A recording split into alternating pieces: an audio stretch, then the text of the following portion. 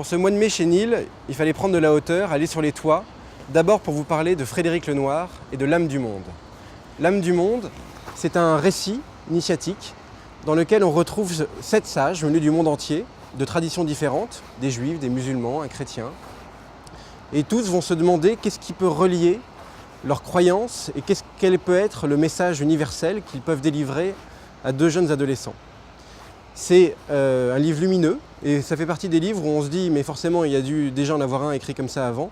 Eh bien non, c'est le propre des livres lumineux et c'est le propre de Frédéric Lenoir d'avoir ce genre d'idées et de savoir les mener à terme.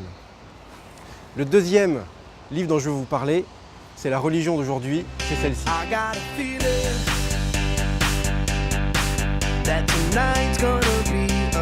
C'est David Guetta et ses 30 millions d'amis sur Facebook. C'est David Guetta et son titre I Got a Feeling qui a fait danser le monde entier. Qu'est-ce qui fait que des musiques, certaines musiques qu'on appelle les tubes, peuvent relier à ce point-là les gens, peuvent soulever à ce point-là les gens et faire danser la planète? C'est la question que se pose Emmanuel Poncet dans cet essai. Le rédacteur en chef de GQ nous donne la réponse pour comprendre ce que c'est qu'un tube. Relier les gens, parce que vous avez compris que je parle de religion depuis tout à l'heure, c'est exactement ce que fait aussi Ève Ricard. Ève Ricard, c'est la sœur de Mathieu Ricard. Elle est orthophoniste. Pendant 40 ans, elle a travaillé à Sainte-Anne avec des cas extrêmement difficiles, des jeunes enfants en difficulté.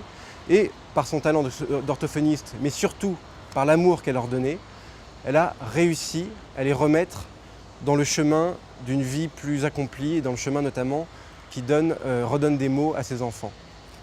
Il n'y a pas de grand discours, c'est une tranche de vie et ce qui montre qu'avec l'amour, on peut résoudre beaucoup de problèmes. Dickens, donc le Charles Dickens, c'est un livre inédit. Alors il y a une petite partie de ce livre qui avait été publié il y a quelques années, il n'a jamais été publié en intégralité. Et c'est un livre qui pour moi pose une question fondamentale de la littérature, c'est qu'est-ce que l'originalité en littérature? Ce livre en fait, Dickens l'a récupéré alors qu'il était très jeune et c'était une autobiographie d'un clown, donc le clown Grimaldi, les aventures de Joseph Grimaldi, qui avait écrit son autobiographie et qui l'a donné à son éditeur. Il est mort et son éditeur l'a donné à un jeune auteur qui s'appelle Charles Dickens. Et Charles Dickens a réécrit le livre, en a fait du Dickens, mais c'est un texte à l'origine qui n'est pas de Dickens et qui devient du Dickens. Et je crois que ça c'est une question qui est propre à la littérature, de l'originalité, et c'est une originalité qui vient jamais de nulle part. Et bien au mois prochain.